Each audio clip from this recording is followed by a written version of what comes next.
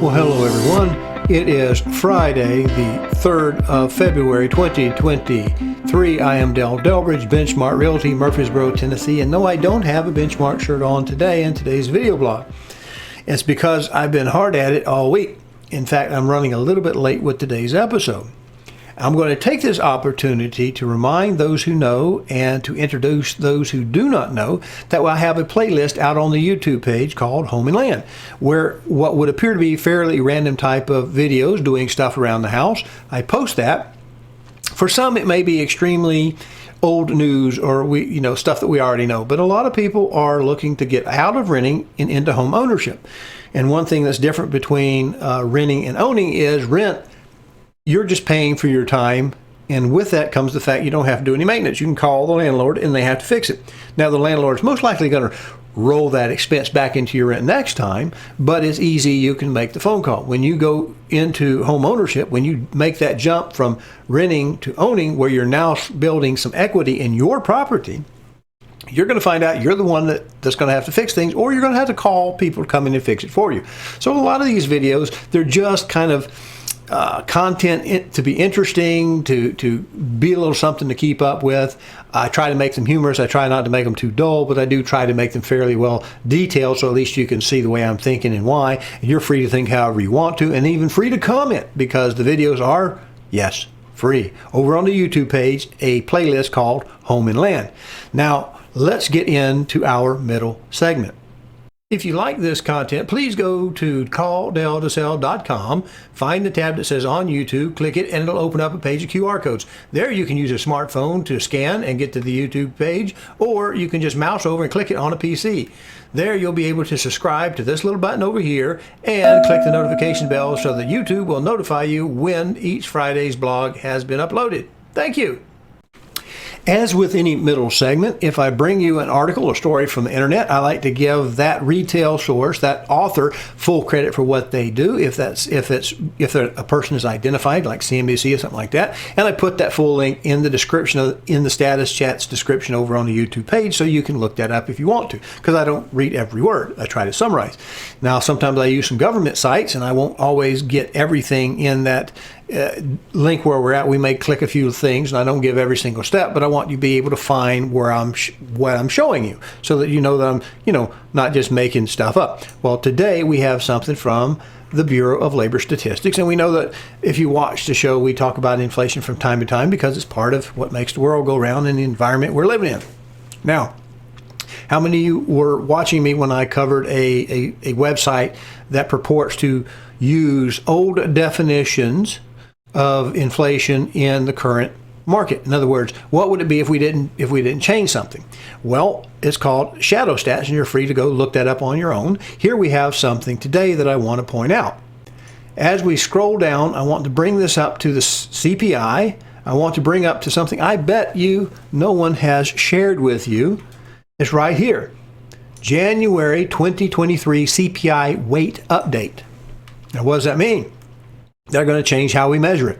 Now, if we go back to that Shadow Stats website, they have, like, from the 90s redefinition on some things, and they have, I think, from the 80s redefinition. We had a recession in the 80s, and the numbers looked really bad, and so we just changed how we measured it so they didn't look quite so bad. Then when we had unemployment during Obama, he did the same thing with jobs, and he did the saved or created, because he wasn't creating many jobs, so he kind of fiddled with the numbers. It's an old trick that goes back through multiple parties through multiple decades. Well, shadowstats.com was showing that effect on that. Back in the day when I brought the article to you, the website to you, introduced you to it, we were running about 17 to 20% inflation. And we all knew it was hitting us hard, yet the CPI wasn't showing quite that much. Let's see what they're telling us here. Starting with January 2023 data, the BLS plans to update weights annually to the Consumer Price Index based upon a single calendar year of data, using consumer expenditure data from 2021, when inflation wasn't quite that high. This reflects the change from the prior updating weights biennially using 2 years of expenditure data. Now let's just take a look at that real quick. Why mightn't we want to do that? Well, if you've been watching mortgage rates and the cost of just about anything else, Since a certain event happened, we've exploded our money supply and inflation followed. So in so many metrics, we do a year over year. We just go back last year's. What was it changing since last year? Well, the CPI is a little bit different. It has a basket of goods and it checks a whole group of products and prices. Now, if you mind, I'll see if I can do this for the camera. If we have a year that things were really low down here, and we have a year that it starts to get it really high, and we average those weights together, that average is still going to be lower than if we went to the most recent year after things started exploding on us, after prices started going really, really high. Okay, so if we took the 2-year range, when it comes up, if it's still going up, now we compare it, it's going to look like it's less inflationary. Does that make sense to you? They changed the definition because remember, if you can't change the truth, change the definition. So it looks like next month is going to be our first month that we're going to have a new metric, a new yardstick to go by. Now let's see what it was for December of this year.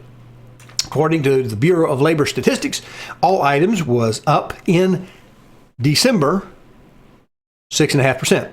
Food was still up over 10%. Energy was up 7.3%, although that's come down. That once was the biggest increase. But we know that as people stop driving as much, we've had a lot of demand destruction. And simply put, the futures that they're predicting, that they're basing today's prices on tomorrow's production, they're not anticipating having a need for as much, and so we won't be short. And so prices are coming down a little bit. All items, less food and energy, is now a little bit under 6. I think it was the last month or so. It's beginning to come down. But things are still awfully high. Well, do you remember, I think it was just very recently, we had an increase in the Fed target rate by another 0.25%. This is from Mortgage News Daily. You'll have the link to that in the description. And I'm just looking at 30-year fixed rate mortgages because I want to talk about the trend really, really shortly. All right. Now, as we see that we've been, since 22, we've been on this upward tick. And if we look down on this green line down here, you see that that's where they were 2010 through 2015 and 2020. And we're down here, we're going up and down as time goes. Well, part of what caused our houses to get so expensive was right here in this period. Do you see the green line where it goes down? The mortgage rates went down. And so people bought more expensive houses. And because people were able to pay more for houses, they built more expensive houses. And existing houses sold for higher money. And people bought as much house as they could afford. That's a pretty common thing. Not everybody, but that's a common thing. Now all of a sudden we see this sharp spike, and people are not able to buy that same price tag of a house, and it's having an effect on what we call the pending sales. Sales are slowing. So as we start to go up in this path, and we were headed for 8% by Christmas, things started to change a little bit. Refis first started really cratering, and we saw mortgage rates drop a little bit. And then they kind of stopped, and we started catching the wave of the interest rate increases, the target rates increasing. It came up until the volume started to kind of decrease, started to tank significantly. And then people being afraid that they're not going to have enough transactions started, people who issue mortgages started maybe working a little bit of different policies, and they started bringing their mortgages down, even though the target rate itself continued to rise. And even though credit cards continued to rise, even though furniture loans continued to rise, and that sort of thing. Mortgages came down a little bit in response to the volume of transaction. Now it looks like we're starting to level out, and maybe that's a good thing. Maybe we might continue to go down a little bit in the future, or we might start to trend back up. Because remember, we do have green season coming. And green season is when the bushes that didn't die in the December freeze, they're going to start budding out and turning green, and trees are going to start getting great, and your brown grass is going to start to change colors, and people get that cabin fever. That's when we start to pick up the seasonality of real estate. So that's what's going to happen. Will that increase be enough to kind of get those rates to start tipping back up? I don't know. Will they continue to level out like they appear to be doing here? We see some signs, some metrics suggest that we're beginning to kind of turn, but we haven't turned all the way yet. We don't see anything that's really going to make this change a lot. Inflation is still high, and we still have to deal with the cost of eggs, which I don't know if you bought any lately, but they're getting as rare as hen's teeth. So there we go. And all right, let's get to our numbers. Hello, I'm Del Delbridge of Benchmark Realty, Murfreesboro, Tennessee.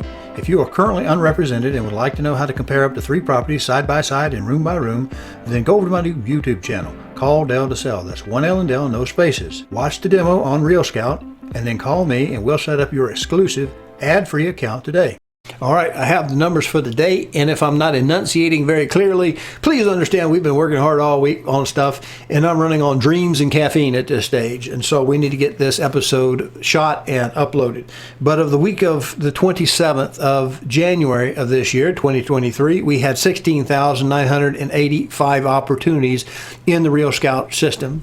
We had 3,271 in the under contracts still showing. I use those to put a ratio between them because they're what's available versus what's still being shown, yet they got contracts on. And they give us a ratio last week of 19%, which went up over the previous period.